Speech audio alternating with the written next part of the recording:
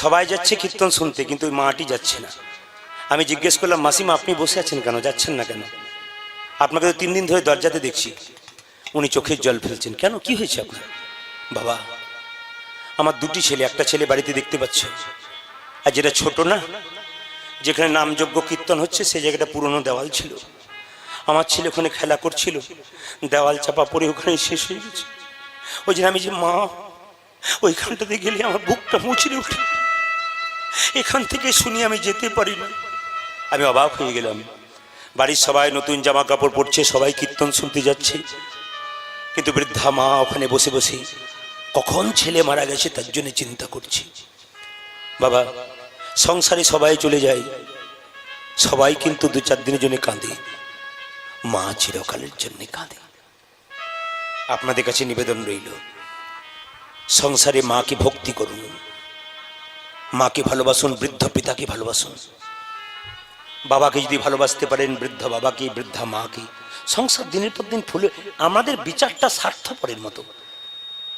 আপনি কম বয়সের মেয়ে, বিয়ে হলো ভদ্রলোকের ছেলের সঙ্গে, ভদ্রলোক বয়স্ক মানুষ, যখন বিয়ে হয়ে তুমি নতুন বাড়িতে গেলে, তখন শ্বশুরমশাই কি বললো, আমার লক্ষ্মী এলো গো, আমার মা এলো গো।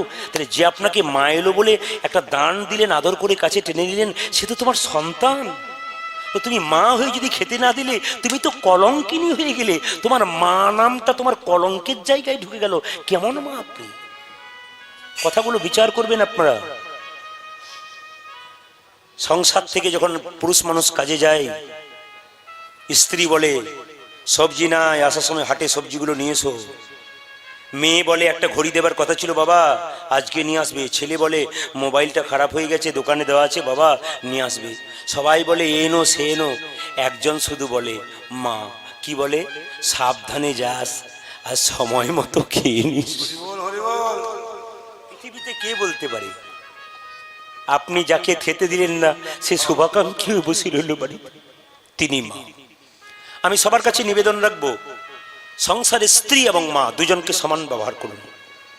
স্ত্রীকে যেমন সম্মান দেবেন, মাকে সেরকম দিন। প্রশ্ন করবেন কেন?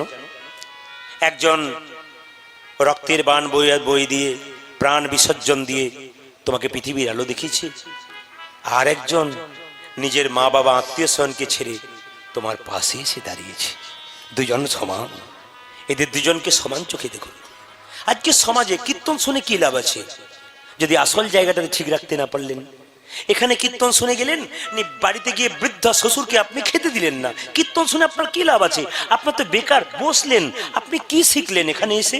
আপনার বিবেক তৈরি হলো না, আপনার মনুষ্যত্ব তৈরি হলো না, তবে কীর্তন শুনে কি লাভ আছে? এরই নাম কীর্তন।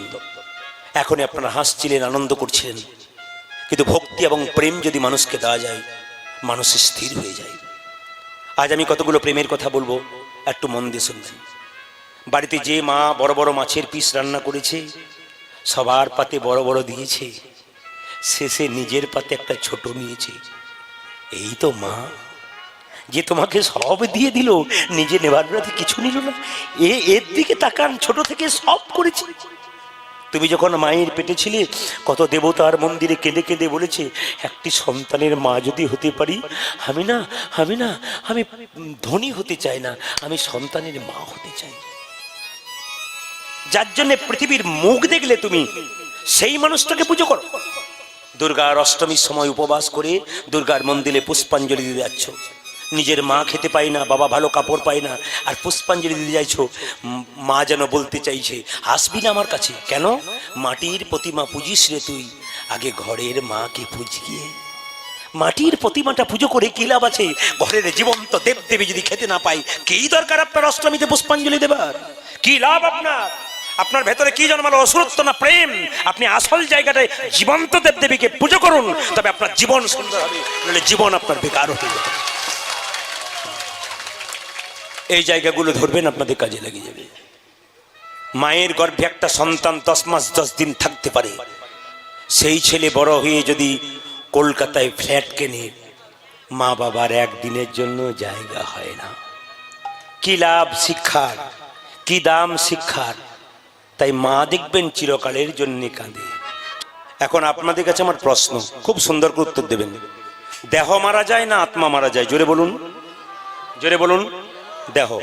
যে যেখানে দাঁড়িয়ে আছেন বসে আছেন দেহ মারা যায়। শাস্ত্র কি বলল? বাসাংসি জিন্নানি যথা বিহায় নবানী ঘিন্নাতি নরহ পরাণী তথা শরীরানি বিহায় জিন্নান্নানি সংজাতি নবানী দেহি। সংস্কৃত কথা অনেকের অসুবিধা হয়, আমি ভেঙে বুঝিয়ে দিই।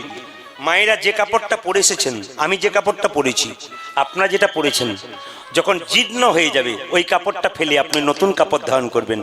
আত্মা কি করে? পুরনো দেহ ত্যাগ করে নতুন দেহে যায়। প্রশ্ন করবেন, প্রদীপ বাবু আপনি যখন মারা যাবেন আপনার আত্মা কোথায় যাবে? আমরা যখন মারা যাব আমাদের আত্মা কোথায় যাবে? পুরোটা শাস্ত্র কথা, কিন্তু মন দিয়ে শুনবেন। আত্মা কোথায় যাবে? শাস্ত্র বলল, মানুষ কুলে জন্মগ্রহণ করে কেউ যদি পশুর মতো কর্ম করে, পশুর মতো আচার আচরণ করে, পরের জন্মে তার পশুকুলে জন্ম হয়। মানুষ কুলে জন্মগ্রহণ করে যে মানুষের মতো কর্ম করে, পরের জন্মে সে আবার মানুষ হয়। আর মানুষ কুলে জন্মগ্রহণ করে যে মহাপুরুষের মতো কর্ম করে, তার দ্বিতীয় জন্ম হয় না, তার গোবিন্দের চরণ প্রাপ্ত হয়ে যায়। কেমন কেমন কেমন? যেমন ধানকে সিদ্ধ করলে মাঠে ছড়ালে ও যেমন দ্বিতীয় গাছ হয় না, যে দেহ হরিনামে সিদ্ধ হয়ে যায় তার দ্বিতীয় জন্ম হয় না, গোবিন্দ চরণ প্রাপ্ত। জেনে নিন, জেনে নিন আপনারা, মানুষ মারা গেলে স্বর্গে যাবে না নরকে যাবে? ডক্টর পঞ্চানন ভট্টাচার্যের জগত আমি বলে একটা বই আছে। আমি পঞ্চানন ভট্টাচার্যের প্রচুর বইপত্র পড়াশোনা করি, তাতে এক জায়গায় দেখেছি তিনি সুন্দর করে বর্ণনা করেছেন, মানুষ মারা গেলে স্বর্গে গেল না নরকে গেল তাকে দেখেই বুঝতে পারবো। বলে কি করে বুঝবেন? যেমন ধরুন মায়েরা, আপনাদের এই হিজলডিহাতে কেউ যদি মারা যায় আপনারা দলে দলে দেখতে যান, গ্রামের বটে বলেন। এবার দেখে যখন এলেন তখন বাড়িতে বলা বলি করেন কি, ও মা এমন মরা দেখি নাই গো, একবারে মনে হচ্ছে বিভৎস মুখ হয়ে গেছে বিকৃত, দিদি আমার 3 দিন ঘুম হবে না। বলা বলি করেন না? জানবেন মৃত্যুর সময় যার মুখ বিকৃত হয়ে যায় তিনি চললেন নরকে। আর আপনারা বলেন না, মৃত্যুর সময় দেখে এলাম লোকটা মরে গেছে গো, যেন মরে নাই, ঘুমাচ্ছে, জানবেন ইনি যাচ্ছেন স্বর্গে। আপনি ভালো কর্ম করুন, আপনার মৃত্যুর সময় আপনি ঘুমাবেন। আপনি খারাপ কর্ম করবেন, আপনার মুখ বিকৃত হয়ে যাবে। এ প্রমাণ দিচ্ছে শাস্ত্র। আবার বলছে কি করে বুঝবেন আপনি স্বর্গে যাচ্ছেন নরকে যাচ্ছেন? ডক্টর পঞ্চানন ভট্টাচার্য বললেন, এই গ্রাম থেকে যখন মাচাতে করে আপনাকে নিয়ে যাবে, বলো হরি হরি বল বলে শ্মশান ঘাটে, তখন কি করবে বলুন তো? তখন কোনো লোক বলবে, আহ লোকটা খুব কৃষ্ণ ভক্ত ছিল গো, ভালো মানুষ ছিল, জানবেন ইনি যাচ্ছেন স্বর্গে। আর আপনার মৃত্যুর পর কেউ যদি বলে, বেটা খুব বদমাইশ লোক ছিল, সমাজটাকে নষ্ট করছিল, গেল ভালো হয়েছে, জানবেন ইনি যাচ্ছেন নরকে। আর কি দেখলে? গীতা, শ্রীমদ্ ভাগবত গীতা কি বলছে দেখুন, আমাদের শরীরে 9টা ছিদ্র দিয়ে প্রাণ বেরোয়। 9টা ছিদ্র কোথায় কোথায়? 2টো কানের ছিদ্র, 2টো নাকের ছিদ্র, 2টো চোখের ছিদ্র, মুখের ছিদ্র 7টা, নিচের দিকে উপাস্থ এবং পায়ু 2টো ছিদ্র। এইবার বলছে এই 7টা ছিদ্র দিয়ে যদি প্রাণ বেরোয় আপনি স্বর্গে গেলেন, আর নিচের 2টো ছিদ্র দিয়ে যদি প্রাণ বেরোয় তাহলে আপনি নরকে গেলেন। কি করে বুঝবেন? আপনার মুখ দিয়ে প্রাণ বেরোলো, কোনো মানুষ হাঁ করে মরেছে, বুঝবেন মুখ দিয়ে প্রাণ গেল। কোনো মানুষ ভেলে আছে, মানে তাকিয়ে আছে, ওর মুখ চোখ দিয়ে প্রাণ গেল। কোনো মানুষের কানগুলো দেখবেন, কানগুলো দেখবেন বড় হয়ে যায় মৃত্যুর সময়, ওর কান দিয়ে বেরিয়েছে। মুখটা হাঁ হয়, নাকগুলো ফুলে যায়, নাক দিয়ে বেরিয়েছে। পেছন দিয়ে বেরোলো কি করে বুঝবেন? মৃত্যুর সময় দেখবেন প্রস্রাব করে দেয় কিংবা পায়খানা করে দেয়, উনি নরকে চলে যায়, ওনার নিম্ন গতি হয়, এই দিকে গেলে ঊর্ধ্ব গতি হয়। অনেক সময় দেখবেন কেউ মরবে আর চমকে চমকে ওঠে, ভয় খেয়ে খেয়ে। বাড়ির লোক বলে, কি হলো কি হলো? তন্দ্রাচ্ছন্ন হয়ে বলে, কে যেন আমায় ভয় খাওয়াচ্ছে। আসলে তা নয়, এত পাপ করেছে, যমরাজ বলছে আর তোকে দেরি করবো না, এবার তোকে নিয়ে যাবো। ওই জন্য মৃত্যুর সময় যারা চমকে চমকে ওঠে, ভয় খেয়ে খেয়ে ওঠে, জানবেন তাদের অধোগতি হচ্ছে। এই জন্যে শাস্ত্র অনুযায়ী যদি আমরা জীবন চলতে পারি আমাদের জীবন সুন্দর হয়ে যায়। ভক্তমণ্ডলী, ভক্তিমতী মায়ের কাছে নিবেদন, গত পরশু তারিখে যেখানে গাইছিলাম একজন ভক্ত আমাকে এসে বললেন, প্রদীপ বাবু আমার চিন্তা নেই। বললাম কেন? আমার ছেলের জন্য আমি 1 কোটি টাকা ব্যাংক ব্যালেন্স করে দিয়েছি, আমি মরে গেলেও ক্ষতি নাই, ওকে আর রোজগার করতে হবে না, বসে বসে খাবে। আমি শুধু একটাই প্রশ্ন করে গেলাম, আচ্ছা কি এরোপ্লেনের শব্দ নাকি কি শব্দ কিসের? আচ্ছা ওকে একটু বন্ধ করতে বলুন, কীর্তন চলাকালীন ডিস্টার্ব হচ্ছে। ও শেষে সবাই আছে, তুলে দেবে, চিন্তা নেই। হরে কৃষ্ণ দিয়ে থাকেন যে যেখানে আছেন। জিজ্ঞেস করলো, প্রদীপ বাবু আমার ছেলের জন্য আপনারা বিচার করবেন, কিন্তু আমার ছেলের জন্য 1 কোটি টাকা রেখেছি, চিন্তা নেই, বসে বসে খাবে। আমি জিজ্ঞেস করলাম, ছেলেটার জন্য কোটি টাকা রাখলেন, কিন্তু ছেলেটা কেমন তৈরি করে গেলেন ওটা আগে ভাববেন। আপনি কোটি টাকা রাখলেন, তারপর ছেলে যদি মদ খেয়ে খারাপ খারাপ কাজ করে ওই টাকা নষ্ট করে দেয়, আপনার মৃত্যুর পর কোনো কাজ করে না, তবে ওই রকম ছেলের কোনো দাম লাগবে না। আপনাদের কাছে নিবেদন রইল মায়েরা, বাচ্চা ছেলেকে মানুষ করতে গেলে একটু মাথায় রাখবেন, বাচ্চাকে পড়াবেন বইয়ে, অয়ে অজগরটি আসছে তেরে, আয়ে আমটি খাবো পেরে, হসইতি ইঁদুচ্ছানা ভয়ে মরে, দীর্ঘইতি গল পাখি পাছে ধরে, ওর সঙ্গে পড়াবেন কয়ে কৃষ্ণ, রয়ে রাধা, দন্তনতে নিতাই, গয়ে গৌর, বরকির জয় জগন্নাথ। আমরা এখন কীর্তন করতে যাই বাড়ি বাড়ি, বাচ্চা ছেলেগুলোকে মা বাবা কোলে নিয়ে বললে, প্রদীপবাবু দেখবেন, বাবা একবার হরি বল বলে দাও তো। এইটুকু বাচ্চা হরি বল, এটা শেখাতে হয় আপনাদেরকে না। যারা ঠাকুমা আছেন তারা শেখাবেন, জয়নিতাই বলে দাও, জয়নিতাই জয়নিতাই। আসলে যেমন শেখাবেন সেরকম হবে। রামকৃষ্ণ দেব বলেছেন, বাচ্চার মনটা হচ্ছে কচি বাঁশের মতো, যেমন বাঁকাবেন সেরকম বাঁকবে, বাঁশ মোটা হয়ে গেলে আর বাঁকবে না। ছেলেকে ছোট থেকে শিক্ষা দেবেন, ছেলে বসের হবে, কিন্তু যখন 20 বছর পেরিয়ে যাবে তখন শিক্ষা দিলে এক কানে বের করবে, এক কানে ঢুকিয়ে নেবে। ওই জন্য বলে রাখি, আবার চাণক্য পণ্ডিত বলেছেন, বাচ্চাকে মানুষ করতে গেলে 5 বছর পর্যন্ত কোনো দোষ ধরবে না, খেলবে পড়বে ভাঙবে কিচ্ছু বলবে না, কিন্তু 5 থেকে 15 বছর পর্যন্ত যাদের ছেলে মেয়ে আছে একবারে লাল চোখে শাসনের চোখে রাখবেন। কিন্তু যখনই ছেলে মেয়ের বয়স 16 পেরিয়ে যাবে, মা বাবা একবারে বন্ধুর মতো ভালোবাসবেন, বন্ধুর মতো হয়ে যাবেন, নইলে কিন্তু ছেলে মেয়ে বিগড়ে যাবে যদি বন্ধুত্ব সম্পর্ক না করতে পারেন। যখনই আপনার ছেলে বয়স 16 পেরিয়ে গেল, আপনি চিন্তা করবেন আমার বন্ধু হয়ে গেল, সব কিছু শেয়ার করবো, নইলে ছেলে গোপনে খারাপ কাজ করে ফেলবে। আপনাদের কাছে নিবেদন রইল, আপনার দান করবেন, এইদিকে তাকাবেন, আস্তে। দান করলে যে নেয় তার হাতটা নিচে থাকে না উপর থেকে, জোরে বলবেন কিন্তু, জোরে বলুন, নিচে থাকে না উপরে থাকে? যে আস্তে তত্ত্বগুলো শুনবেন, যে দেয় তার হাতটা কোথায় থাকে? ওপরে। আর যে নেয় তার হাতটা উত্তর দেবেন। নদীর জল বইতে জানে, গোবিন্দ সেবায় লাগে। ইন্দিরার জল বইতে জানে না, গোবিন্দ সেবায় লাগে। যে টাকাটা রোজগার করলেন, গোবিন্দের সেবায় লাগাতে পারলেন না, আপনার টাকার দাম রইল না। জমিয়ে দিলেন, ও টাকার দাম রইল না, কিন্তু গোবিন্দ সেবায় লাগালে দাম রইল।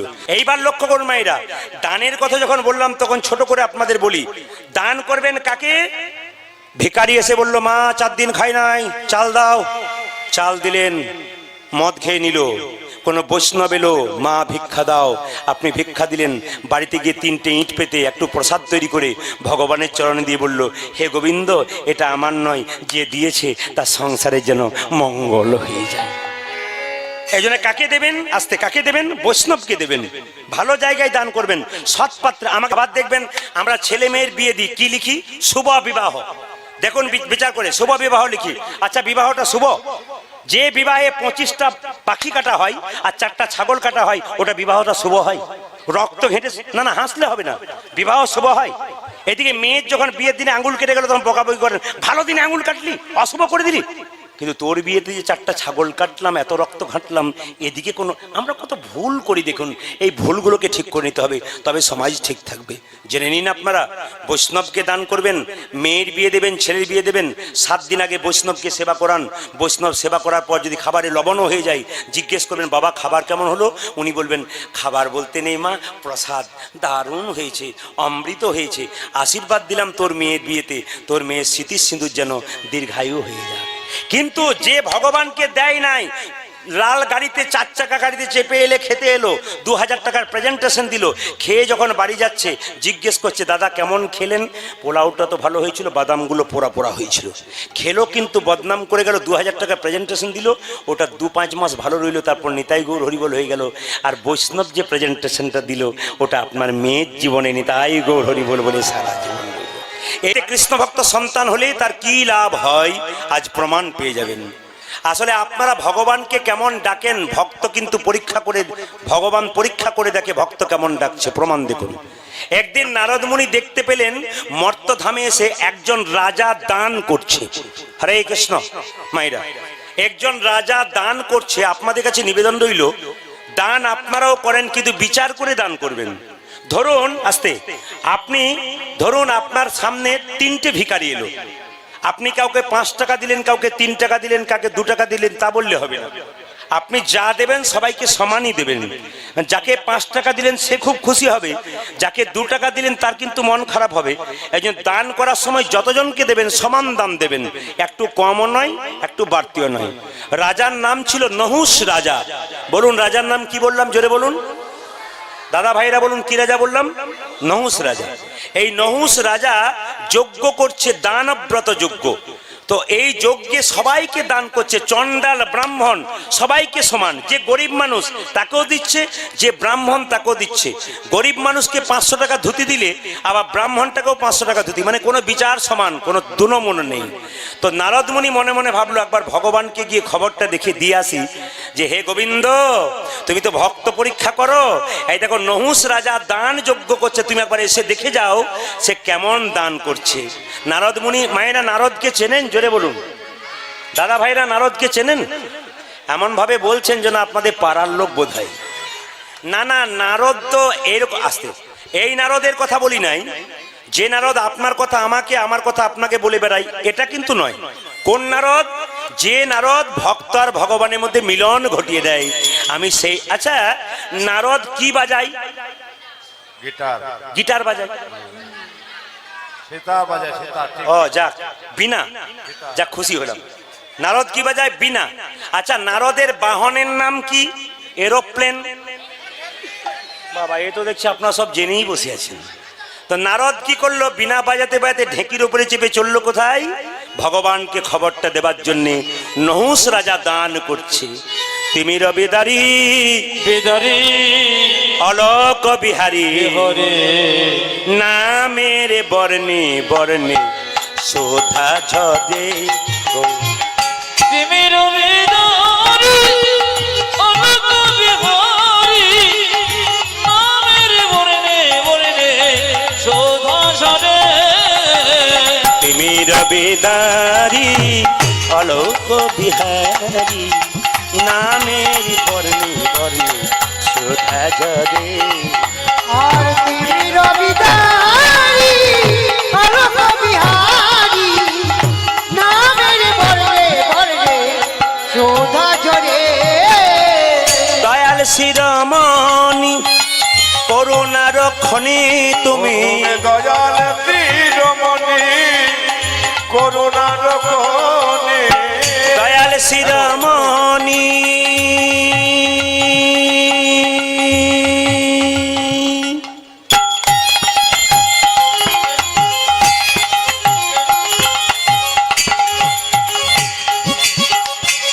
তুমি দয়াল শিরোমণি করুণার ক্ষণে। দয়াল শিরোমণি করুণার ক্ষণে তুমি দয়াল শিরোমণি করুণার ক্ষণে তব পদাশিস দাও কৃপা করে নামের বর্ণে বর্ণে শোধা ঝরে। তিমির বেদারি অলোক বিহারী নামের বর্ণে বর্ণে শোধা ঝরে। আর তুমি রবিদারি অলোক বিহারী নামের বর্ণে বর্ণে শোধা ঝরে। নামের বর্ণে বর্ণে শোধা ঝরে। নারায়ণ নারায়ণ। নারায়ণ। ভগবান বললেন, নারদ তুমি এত খুশি কেন? ভক্ত দেখলে আমার খুশি হয়। এই নারদ কি এমন দেখলে? ঠাকুর, মর্তধামে একজন দানি দেখলাম। কি নাম তার? নহুষ রাজা। কেমন দানি দেখলে? নারদ বর্ণনা করছে। আমি দেখে এলাম নয়নে ভরি, ও সে করিছে দান দুকর জুড়ি। আমি দেখে এলাম নয়নে ভরি। আহা!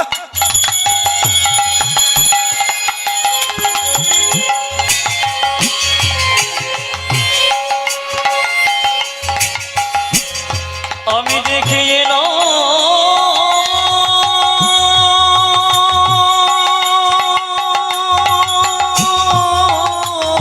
আহা!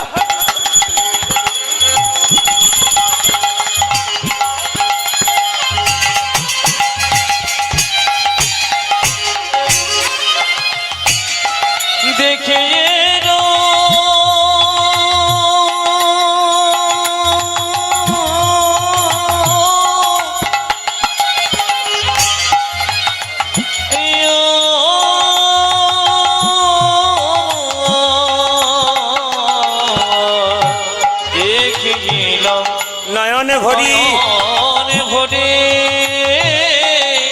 করিছে দান দুঃখের জড়ি চণ্ডাল ব্রাহ্মণ না করে গণ দানি রাজন চণ্ডাল ব্রাহ্মণ না করে গণ দানি রাজা ও যে চণ্ডাল ব্রাহ্মণ না করি গণ দানি রাজন যে চণ্ডাল ব্রাহ্মণ না করে গণ দানের যে বাজারা যাহা চাই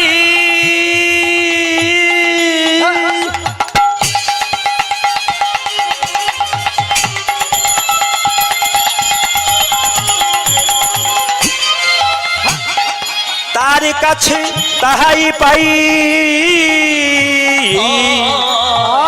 যে বাজারা যহ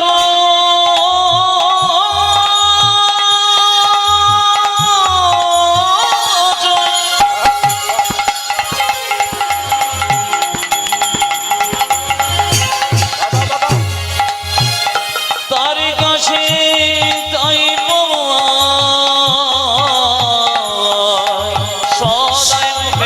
সদাই মুখে সদাই মুখে তোমারই কীর্তন ওই দেখো সদাই মুখে তোমারি কীর্তন ও যে সদাই মুখে তোমারই কীর্তন সদাই মুখে তোমারি কৃত ও যে নামে করে আর দান করে নাম করে আর দান করে রে দান করে আর দান করে রে অজি নামে করে আর দান করে রে নাম করে আর দান করে রে নামে কোনে আর দান করে রে এমন দানি দেখি নাই রে নাম করে আর দান করে ওরে রে আমার ঘরে দেখি আরে নামে করে আর দান করে রে ওর দান দেবি না ওরে নামে করে আর দান করে রে ওর দান দেবি না ওরে নামে করে আর দান করে ওই রে নাম করে আর দান করে রে আজ সদাই মুখে তোমারই কীর্তন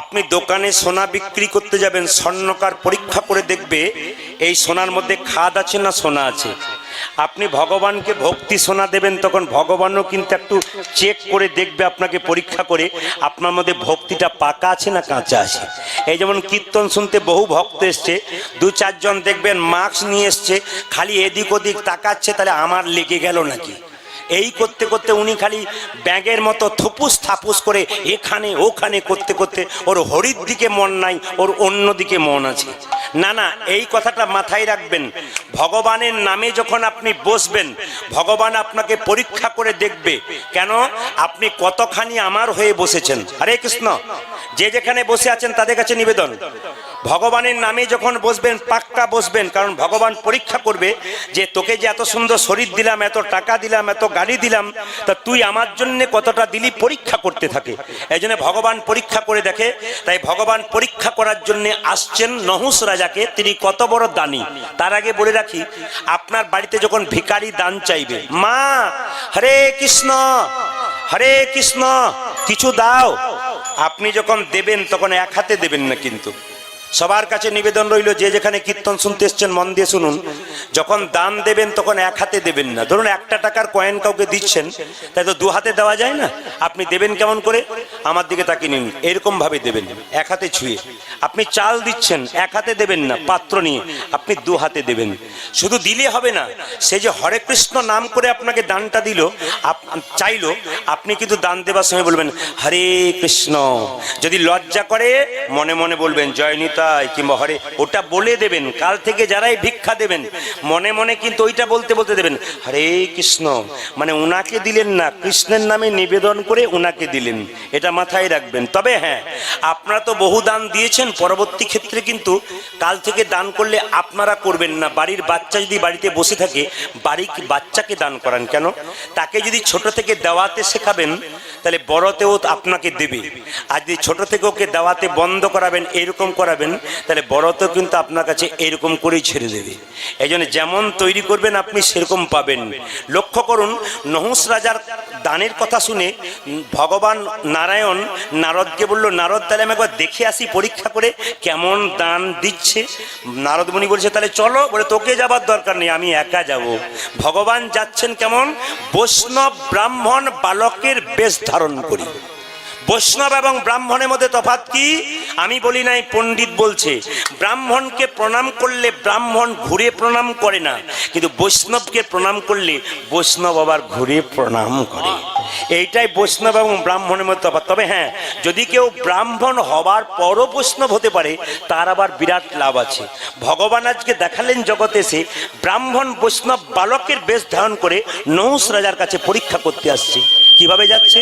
অঙ্গে নামা বলি, কন্ধে ভিক্ষার ঝোলি। অঙ্গে নামা বলি, কন্ধে ভিক্ষারি ঝুলি। এইটুকু বাচ্চা বামন, বামন বামন মানে বুঝেছেন? বামন মানে বেটে, বেটে এইটুকু রূপ ধারণ করে ব্রাহ্মণের বেশ ধারণ করে, বৈষ্ণবের বেশ ধারণ করে, তিলক নিয়ে, মালা নিয়ে, নামাবলি নিয়ে, অঙ্গে নামা বলি, কন্ধে ভিক্ষার ঝুলি। অঙ্গে নামা বলে, কন্ধে ভিক্ষার ঝুলে। কুমণ্ডল করি করি, অঙ্গে নামা বলি, কন্ধে ভিক্ষারি ঝুলি। কুমণ্ডল করে করি, তিলক ললাটে রাজপুর গোঠে। তিলক ললাটে রাজপুর গোঠে। তিলক ললাটি রাজপুর গোঠে। তিলক ললাটি রাজপুর গোঠে। চলিলেন শ্রীহরি, তিলক ললাটে রাজপুর গোঠে। চলিলেন শ্রীহরি। চলছে কেমন গোলক বিহারী, আমার চলছে কেমন গোলক বিহারী। চলছে কেমন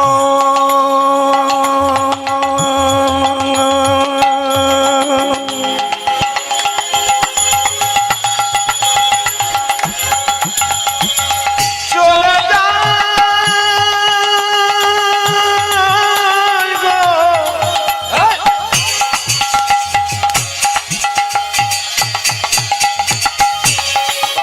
গোলক ভিখারি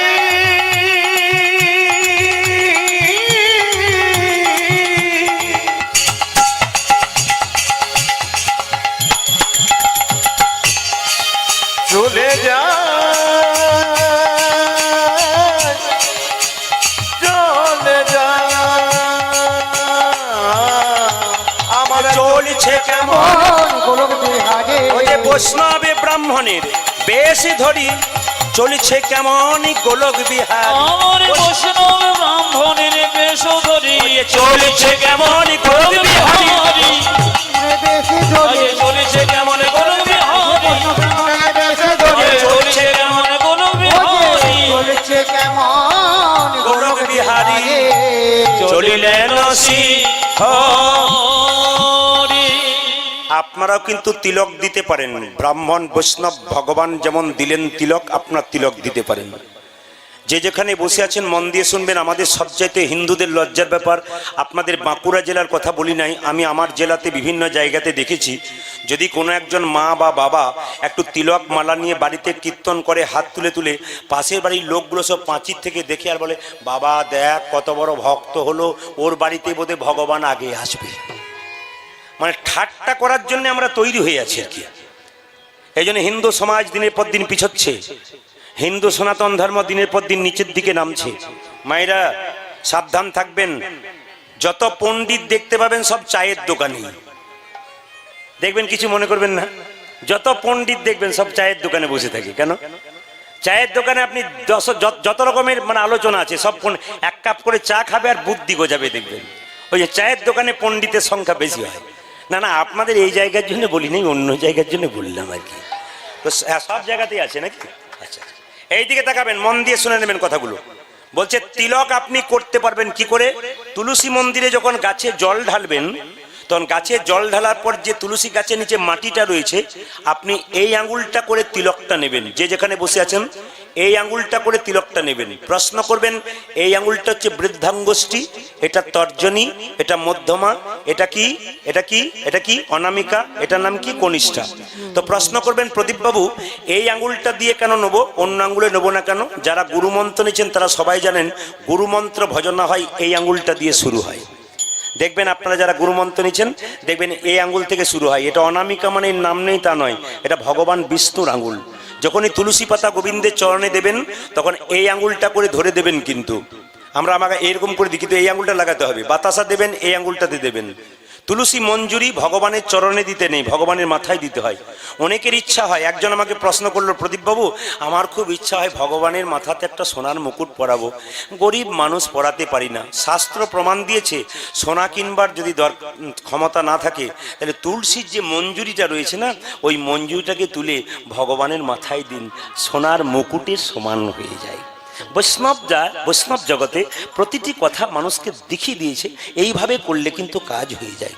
তবে শুনে রাখুন আপনাদেরকে যে কথাটা বলছিলাম, যে আমাদের হিন্দু সমাজে যদি হরিনাম কেউ করে তার পেছনে প্রথম লেগে, যেমন আমার পাশের বাড়িতে একটা মেয়ের বয়স 23 বছর, তার 2 বছর একটা বাচ্চা হয়েছে, তো ও অন্নপ্রাশন হওয়ার পর থেকে নিরামিষ খাওয়াচ্ছে। তো পাশের বাড়ির মেয়েটা বলছে দিদি এখন থেকে নিরামিষ খাওয়াচ্ছ দেখবে বাচ্চাটা দুর্বল হয়ে যাবে। তখন মেয়েটি কেমন উত্তর দিচ্ছে দেখুন, আচ্ছা আমার ছেলেকে আমি কি খাওয়াবো না খাওয়াবো তাতে আপনার তো ব্যথা কিসের? মানে ওনারা বলতে চাইছেন আমরা এই দলে আছি তুইও এই দলে খা। তার মানে জেনে নিন যারা নিরামিষ খায় তারা বট গাছের মতো, আর যারা আমিষ খায় তারা হলো কলা গাছের মতো। বট গাছ ধীরে ধীরে বাড়ে, বহুদিন পরে মরে, আর কলা গাছ হুড়হুড় করে বাড়ে আর হুড়হুড় করে মরে। দেখবেন না অনেকে দেখবেন ট্রেনে যায় সিঙ্গারা সিঙ্গারা ধাও, চপ চপ দাও, ঝালমুড়ি ঝালমুড়ি দাও, মানে হাইড্রেন করে দিয়েছে ভেতরটাকে। ওখানে গোবিন্দ আসবে কি করে? যে জায়গাটাকে নোংরা করে দিয়েছে, পবিত্র ভাব নাই, সেখানে আসবে কি করে? জেনে নিন মাংস কিন্তু মানুষের জন্য নয়, মাংস না না তা বলে কাল থেকে ছেড়ে দেবেন ছেড়ে দিন না, দোকানগুলো সব বসে বসে মাছি তাড়াবে আর কি, ছেড়ে দেবেন না। তবে বলে দিই এত সহজে ছাড়তে না, আমি বলে দিই আপনাদেরকে মাংস কারা খাই বিচার করবেন। দেখবেন বাঘ মাংস খায় সামনের দাঁত দুটো, জোরে বলুন, দেখবেন সামনের দাঁত দুটো বড়। কুকুর মাংস খায় সামনের দাঁত দুটো বড়। মানুষ মাংস খায় সামনের দাঁত দুটো। অনেকে দেখছে যে আমি খাই খুব, তার আমার এরকম বড় আছে। না না আপনাদের জন্য নয়, কিন্তু মায়েরা সবাই লক্ষ্য করুন, বলছে যে যত ভোগী সে তত রোগী। একজন বলছে পেট ভরে খাবো আর খাট ভরে যাবো, তো তুই তো যাবি খাট ভরে, পেট ভরে খাবি তো খাট ভরে যাবি না, এ কথা লক্ষ্য করুন। তাহলে যে যত ভোগী সে তত রোগী। দেখবেন যে যত খায়, আমাকে একজন পণ্ডিত খুব সুন্দর কথা বলেছেন, প্রদীপ বাবু এটা বলবেন, কলম দিতে বলবেন প্রত্যেকটা ভক্তকে, বলে কি জীব মরে জীবে, জীব মরে জীবে। আমাকে বলল এসেছেন প্রদীপ বাবু 4টা রসগোল্লা খান। আপনার পয়সা আমার পেট, 4টা কেন খাবো, একটা দিন না আপনাকে খেতেই হবে। আপনাকে দিলে আপনি বলবেন দেন, মানে পেয়ে গেছে আর কি, এ বললে হবে না। কিন্তু নিয়ম হচ্ছে যে যত ত্যাগী সে তত নিরোগী। সিনেমার একটা নায়ক নায়িকাদেরকে একই রকম চেহারা দেখেন কেন? অত সোজা নয়, এই জায়গাতে হিসাব আছে বলে ফিটনেস আছে কিন্তু। আর আপনি হিসাব রাখবেন না তো বেহিসাবি হয়ে যাবে, শরীরে রোগ ধরবে, আর শরীরে রোগ ধরলে গোবিন্দ ভজনার উপযোগী দেহ তুমি পাবে না। যেই না নহুষ রাজা দান করছে, প্রচুর লোক দাঁড়িয়ে আছে, সব লোক তো লম্বা লম্বা, কিন্তু ভগবান বেটে রূপ ধারণ বামন রূপ ধারণ করে গেছে, পেছন থেকে বলছে রাজা নহ রাজা নো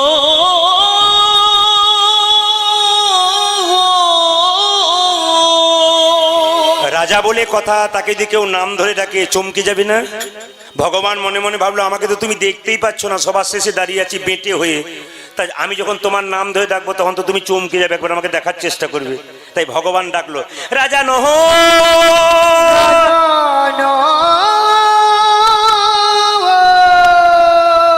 নহুষ রাজা আসতে, নহুষ রাজা দান করতে করতে চমকে উঠলো, কে কে ডাকে আমার?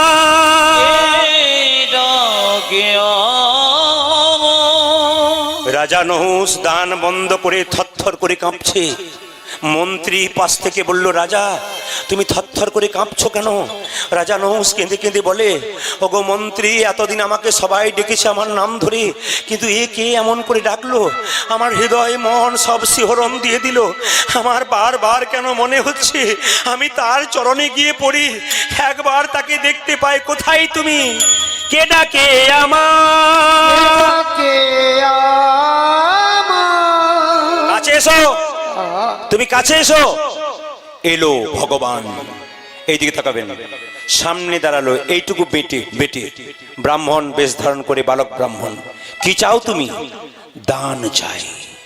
কি দান চাও? তুমি যা চাইবে তাই দেবো। সবাইকে তো সমান দিই, তোমাকে অসমান দেবো। তুমি যা চাইবে। আমি এমন কিছু চাই না, 3 হাত জায়গা তোমার কাছে চাই। 3 হাত? হরে কৃষ্ণ, কথার দিকে নজর দেবেন। ভগবান বলল 3 হাত, 3 হাত জায়গা। তুমি 3 একর নাও, 3 হাত দেবো কেন? না, 3 হাত জায়গা তোমাকে দিতে হবে, কিন্তু শপথ করতে হবে তোমার মৃত্যুর আগে এই 3 হাত ভূমি তুমি কোনোদিন স্পর্শ করতে পারবে না। যদি তুমি ভুলবশত এই 3 হাত জায়গাতে নিজে একবার স্পর্শ করে দাও, তবে মৃত্যুর পরে তোমার আত্মা খালি ঘুরে ঘুরে বেড়াবে, কোনো দেহ প্রাপ্তি হবে না, তোমার আত্মার মুক্তি হবে না। রাজা মনে মনে ভাবলো, এইটুকু আমি শপথ করলাম, কিন্তু তুমি 3 হাত দান চাইলে? বলে, হ্যাঁ, আমি 3 হাত দান চাইলাম। দানে দেহ তুমি 3 হাতে ভূমি, আজ দানে দেহ তুমি 3 হাত ভূমি, দানে দেহ তুমি 3 হাতে আরে ভূমি। দান দেহ তুমি 3 হাত ভূমি। শোন বলিও হে রাজন, আজ দানে দেহ তুমি 3 হাত ভূমি, শোন বলি ও হে রাজন। রাজা বলছে, আবার তুমি 3 হাত বলছো, 3 একর চাও? না না, দানে দেহ তুমি 3 হাতে ও ভূমি, যে দান দেহ তুমি 3 হাত ভূমি। দানে দেহ তুমি 3 হাতে ভূমি। দানে দেহ তুমি 3 হাত ভূমি। শোন বলিও হে রাজন, আজ দানে দেহ তুমি 3 হাত ভূমি, শোন বলি ও হে রাজন। তুমি শপথের দানি,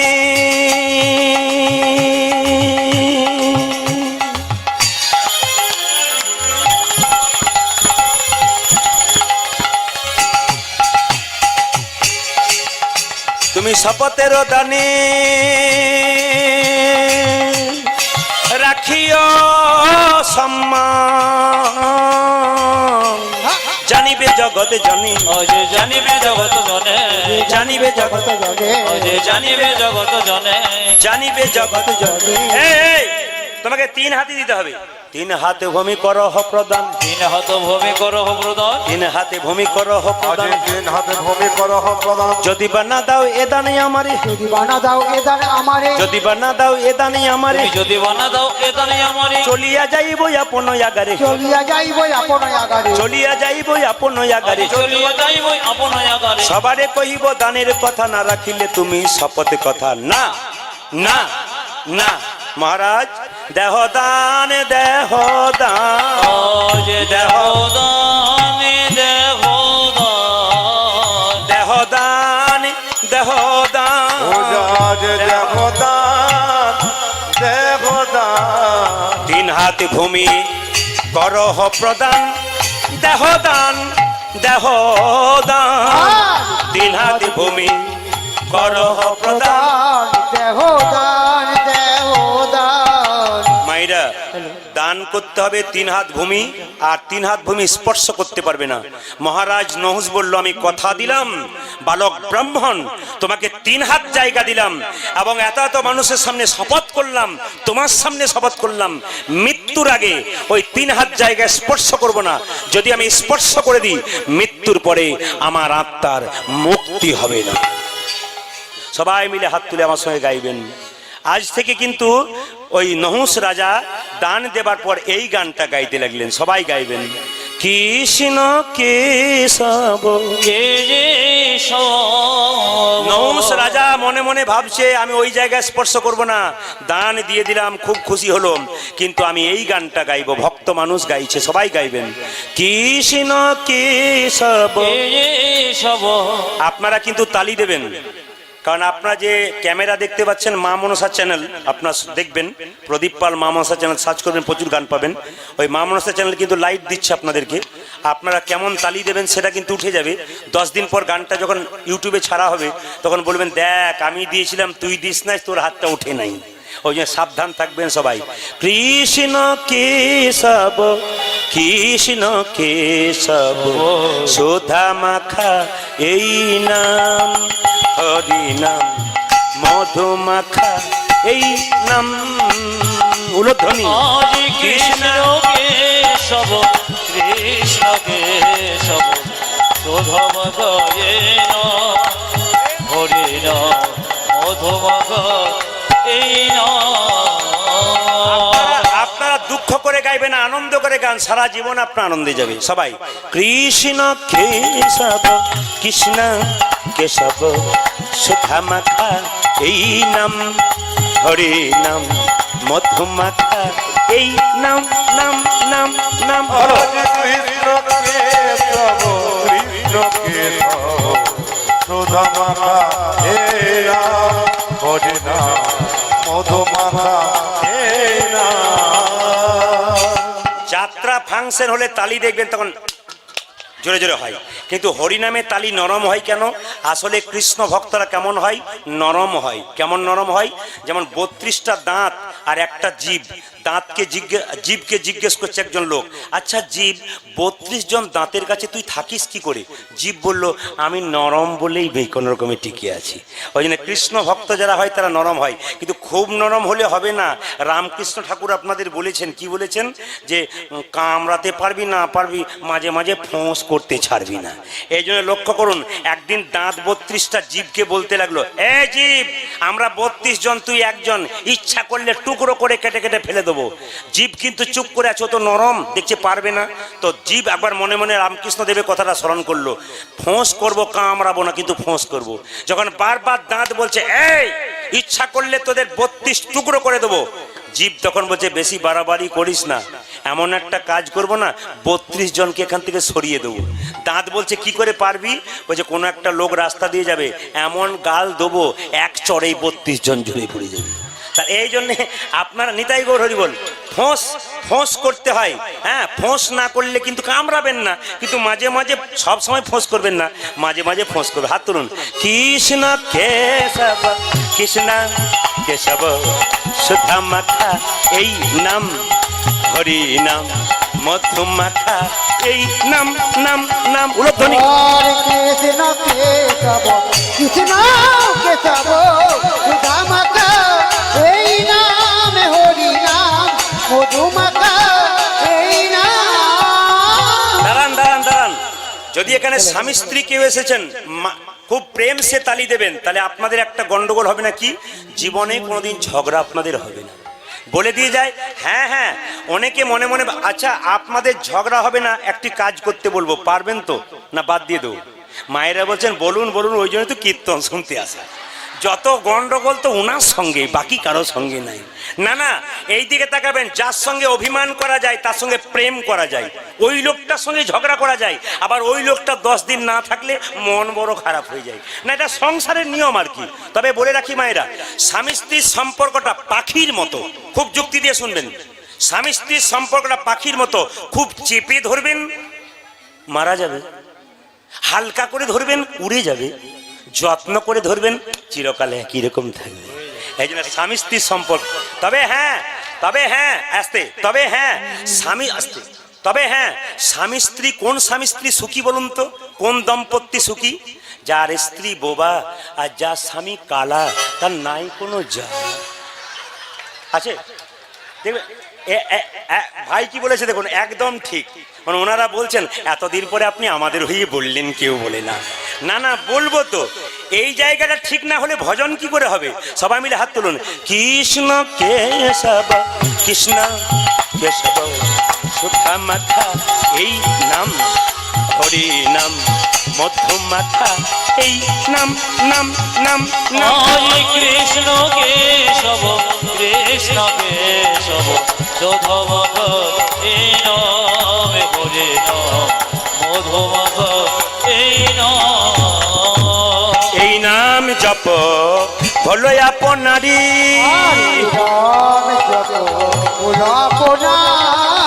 এই নাম জপ হলো আপনারি এই হরি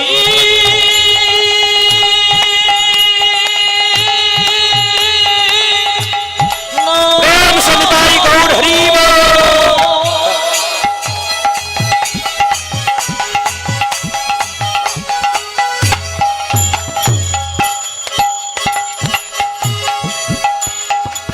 এই মধুমধুর হরি হরি বল।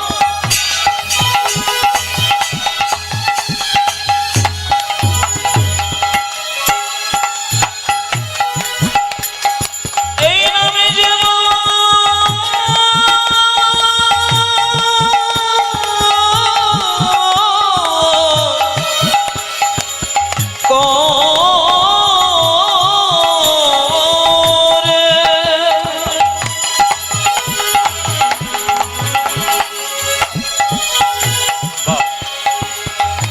ও তরে বাবা। তুমি জানো যাবে গো রাধে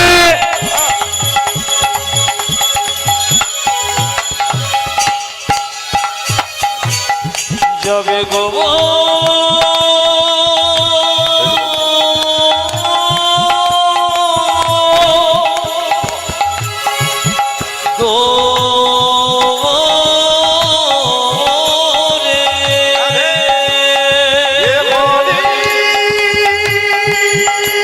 হাততালি দেবেন আনন্দে বাবা ওরে হারি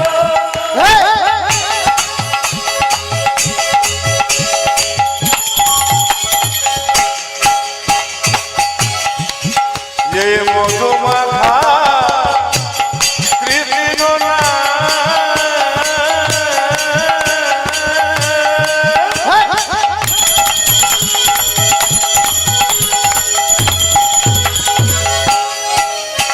এই নামে দেবা করে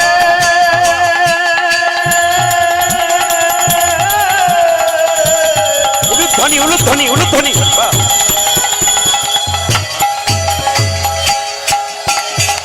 তারা কোদা প্রীতি না যাবে গো দূরে এই মধুমাখা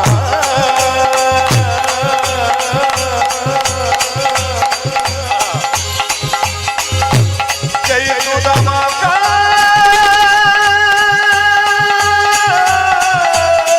হরি না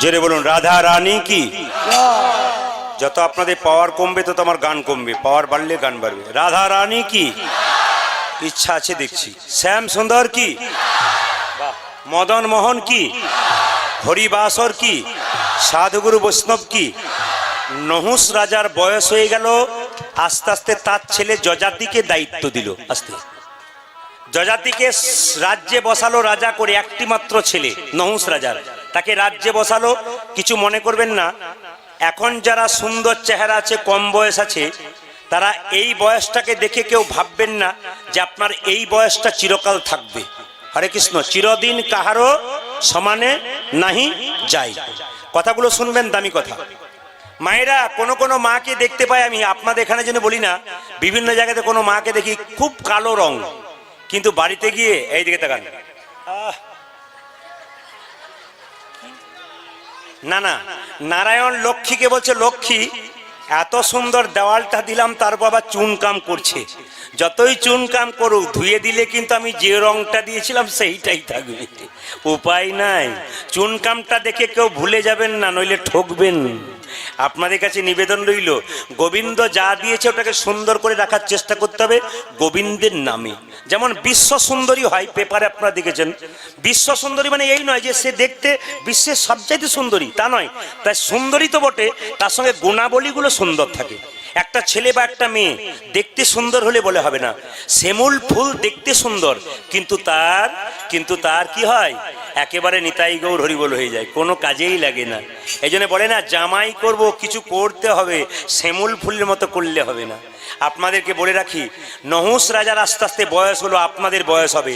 নহুষ রাজা কি করছে দেখুন, ভালো করে চলতে পারছে না, 80 বছর বয়স হয়ে গেল। সে কি করছে, সে ওই 3 হাত ভূমি যেখানে জায়গাটা দান করেছে সেই জায়গায় গিয়ে কাঁদছে, স্পর্শ করে নাই। হরিদিন কবে মোর হবে বলো, হরিদিন কবে মোর হবে।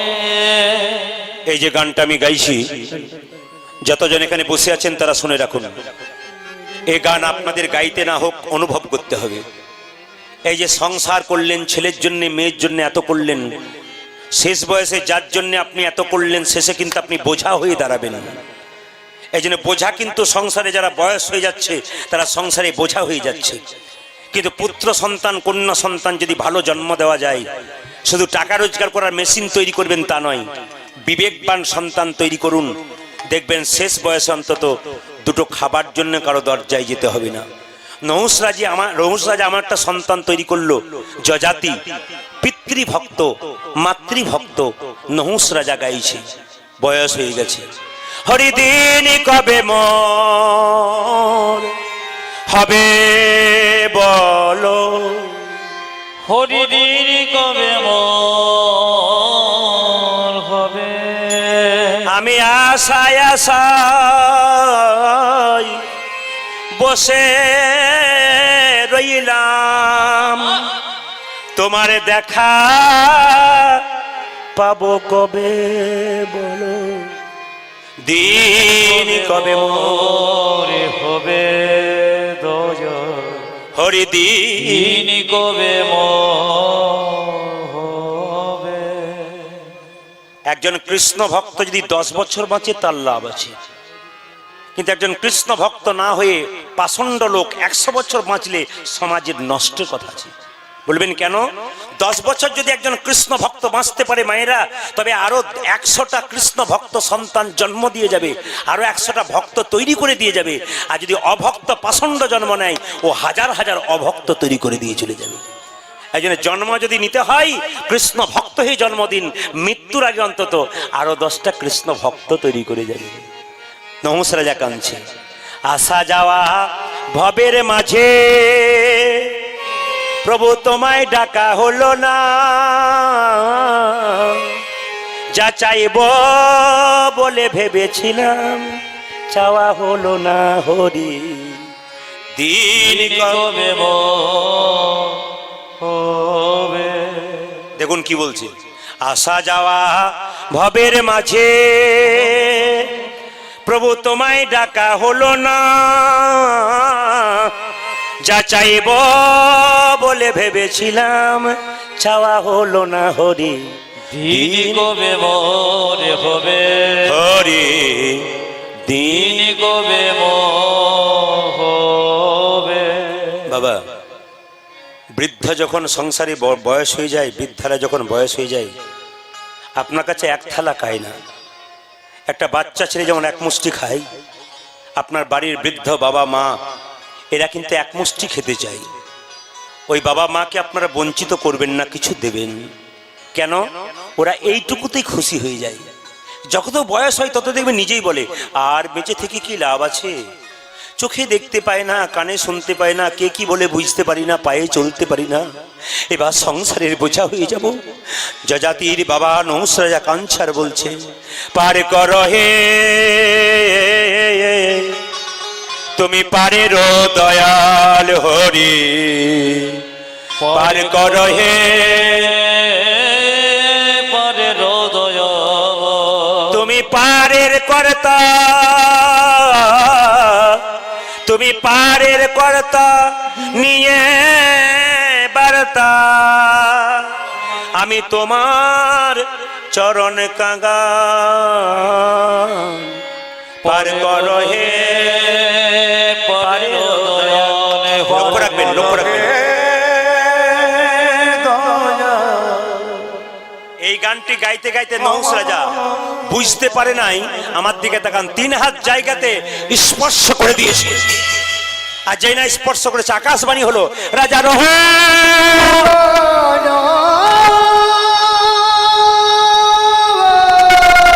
তুমি কি করলে রাজা তুমি কি করিলে রাজা আমি ভুল করে ফেলেছি, তুমি কে? আকাশবাণী করে বলল, আমি সেই, আমি তোমাকে অভিশাপ দিলাম, তোমার মৃত্যুর পর তোমার আত্মা মুক্তি পাবে না। নহুষ রাজা কেঁদে কেঁদে বলল, যেমন যেমন অভিশাপ দিলে তার তো বিধান আছে, কি করলে মুক্তি পাবে বলে দাও। আকাশবাণী হলো, রাজা নহুষ, পুত্রের যদি থাকে হরিচরণে মতি, নহুষ তুমি শীঘ্র পাবে মুক্তি, নহুষ তুমি মুক্তি পাবে মৃত্যুকাল পরে। তোমার এমন পুত্র যদি নরমে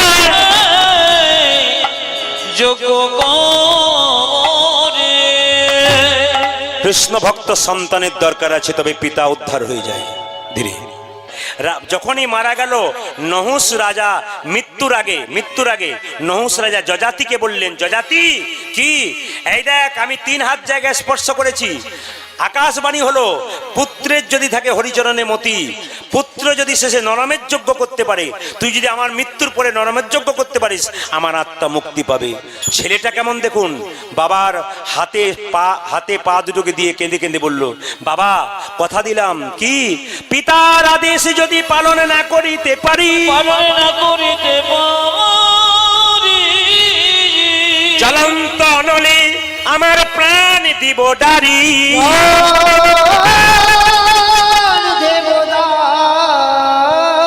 এইরকম ছেলে হতে হবে ঘরে ঘরে, এরকম সন্তান হতে হবে। কি সুন্দর বলছে দেখুন, বাবা তোমার ইচ্ছা যদি পূরণ করতে না পারি, নরমের যোগ্য না করতে পারি, শেষে আমি আগুন জ্বালিয়ে আমি নিজেই আগুনে ঝাঁপ দিয়ে দেবো।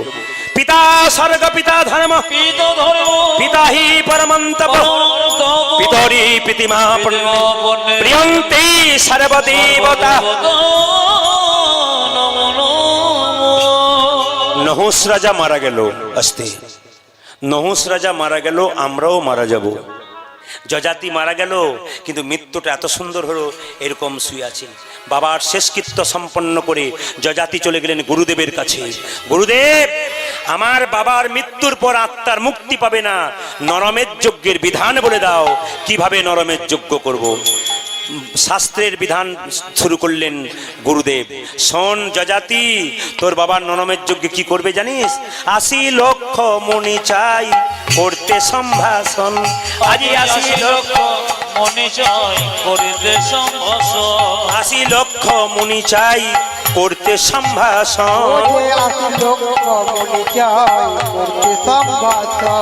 80 লক্ষ মুনি চাই করতে সম্ভাষণ। 80 লক্ষ মুনি চাই করিতে সম্ভাষণ। ও যে পট্ট বস্ত্র দিয়ে সবারে করিবে বরণ, ও যে পট্ট বস্ত্র দিয়ে সবারে করিবে বরণ, ও যে পট্ট বস্ত্র দিয়ে সবারে করিবে বরণ, পট্ট বস্ত্র দিয়ে সবারে করিবে বরণ। স্বর্ণ থালা স্বর্ণ ঝাড়ি চাই মানিক অঙ্গুরি, স্বর্ণ থালা স্বর্ণ ঝাড়ি চাই মানিক অঙ্গুরি, স্বর্ণ থালা স্বর্ণ ঝাড়ি চাই মানিক অঙ্গুরি, স্বর্ণ থালা স্বর্ণ ঝাড়ি চাই মানিক অঙ্গুরি। ও যে 42 যোজন যজ্ঞশালা দিবে নির্মাণ করি, ও যে 42 যোজন যজ্ঞশালা দিবে নির্মাণ করি, ও যে 42 যোজন যজ্ঞশালা দিবে নির্মাণ করি, ও যে 42 যোজন যজ্ঞশালা দেবে নির্মাণ করি। তোমরা দান দিবে গো, ও যে দান দেবে গো,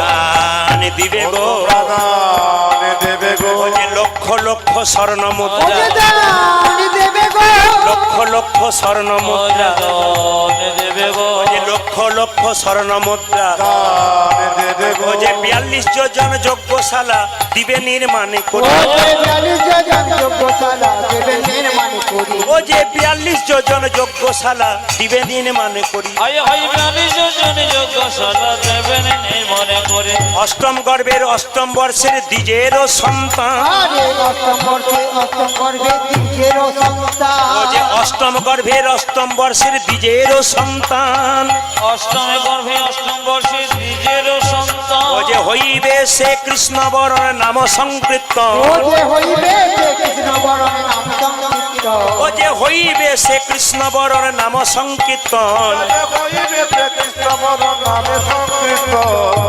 গানটা করে গেলে মানে বুঝতে হবে 80 লক্ষ মুনিকে নিমন্ত্রণ করতে হবে, সবাইকে পাটের কাপড় দিতে হবে, সোনার থালা দিতে হবে, সোনার ঝাঁটা আনতে হবে, 42 জন যজ্ঞশালা তৈরি করতে হবে। আর অষ্টম গর্ভের অষ্টম বর্ষের মানে 8 নম্বর গর্ভের 8 নম্বর ছেলে ব্রাহ্মণের হতে হবে। যদি সেই সন্তানকে পাও ধরে আনবে, তাকে কি করবে? যজ্ঞ মাঝে নিক্ষেপ করবে। তবে হ্যাঁ, তার রংটা যেন কৃষ্ণের গায়ের মতো হয়। মায়েরা বলুন তো কৃষ্ণের গায়ের রং কেমন? হলুদ, লাল নাকি? ও আচ্ছা, কালো না না, চৈতন্য চৈতামিতে বললো আকাশে যে প্রচন্ড মেঘ আসে না, বৃষ্টি হবে, ওই রংটা হচ্ছে কৃষ্ণের গায়ের রং। কখনো নীল, কখনো তিনি কালো, কখন যে কোন ভাবে উদয় হয়, কিন্তু হলুদ নয়। কিন্তু আপনাকে হলুদ বলবেন না, লালও বলবেন না। সবাই লক্ষ্য করুন, কৃষ্ণবর্ণ সন্তান চাই। তো সেই সন্তানটা যদি তুমি পেয়ে যাও, কৃষ্ণ ভক্ত পেয়ে যাও, তাকে ধরে আনবে। তবে হ্যাঁ, যজ্ঞকুণ্ডে যখন নিক্ষেপ করবে, মৃত্যু ভয়ে সে যদি কান্নাকাটি করে, তবে নরমের যজ্ঞ পূরণ হবে। কত কঠিন বিধান দেখুন। সেটাকে ধরে আনবে ঠিক কথা, কিন্তু সেই ছেলে যদি কাঁদে আগুনে ঝাঁপ দেবার আগে, তাহলে কিন্তু আপনার নরমের যজ্ঞ পূর্ণ হবে না। তাই সবাই মিলে প্রাণ ভরে একবার হাততালি দিয়ে কীর্তনটা করে নিন, যাতে পূরণ হয়ে যায়। সবাই হাত তুলুন, মজা আছে কিন্তু, আনন্দ পাবেন, আনন্দ পাবেন। সবাই হাত তুলুন, সেটা বলে কেউ বাদ দেবেন না কিন্তু, দেখুন মজা আছে। একবারে ক্যামেরা কিন্তু আপনাদের সামনে যাচ্ছে, আনন্দ করে। আজকে আনন্দ করবেন, সারা বছর আনন্দ যাবে। আজকে দুঃখ করবেন, আজকে দুঃখে যাবে। সবাই মিলে হাত তুলুন একসঙ্গে, কৃষ্ণ বলে। কৃষ্ণ বলে আমি বলবো পকেটে কেউ হাত দেবেন না। যদি হাত তুলতে না পারেন, আপনি হাত রাখবেন, কিন্তু হাত ওঠান। কেন বলুন তো? বাবা হয়েছেন, ছেলের জন্য ছেলের মুখটার দিকে তাকাবেন। আমি যদি ভদ্রলোক সেজে যাই, আমার ছেলে ভদ্রলোক সেজে যাবে। শেষ বয়সে আমি বুঝতে পারবো আমি কোন জায়গায় পৌঁছালাম। এখন থেকে কৃষ্ণ ভক্ত হন, নইলে শেষে কিন্তু আপনাকে পস্তাতে হবে।